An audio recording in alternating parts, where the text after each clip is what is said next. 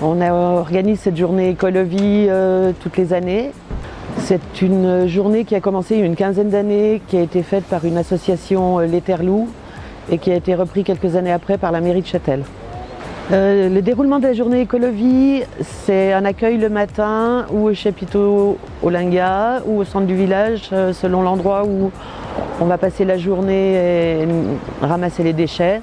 Donc cette année, ça se passe au chapiteau du Linga. On va nettoyer le Linga et Pré-la-Joux, ramasser tous les déchets. Maintenant, c'est beaucoup de petits déchets.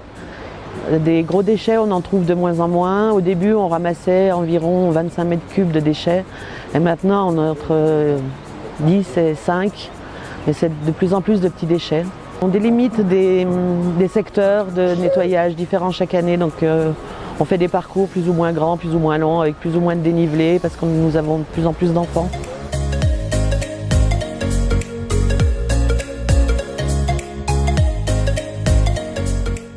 Quand tout le monde revient, on met dans les bennes. Ensuite, il y a une information, on explique un petit peu, cette année avec la CCPVA, la communauté de communes du Pays d'Abondance et d'Évian, que faire avec ces déchets, comment ça se passe.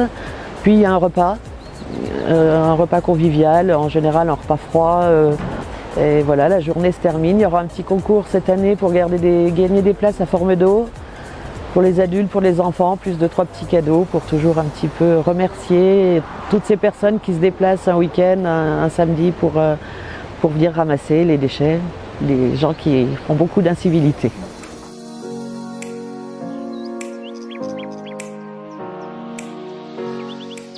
On a beaucoup de gens du village qui viennent, qui se mobilisent. On a l'école de ski qui est toujours présente.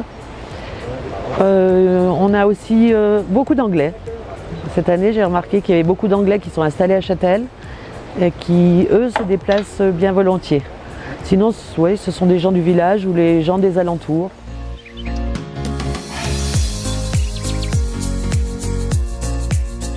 Moi, ça c'est mon deuxième année que j'ai fait en famille.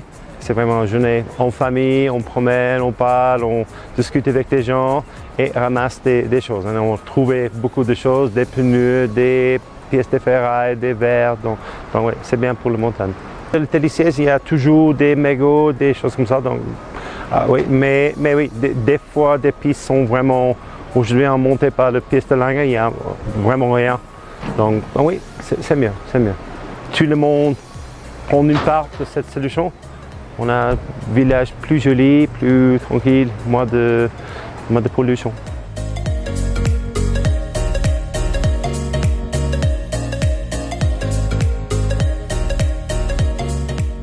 Châtel a également reçu il y a un peu plus de 2 ans le label Flocon Vert, qui est un label que Mountain Rider délivre.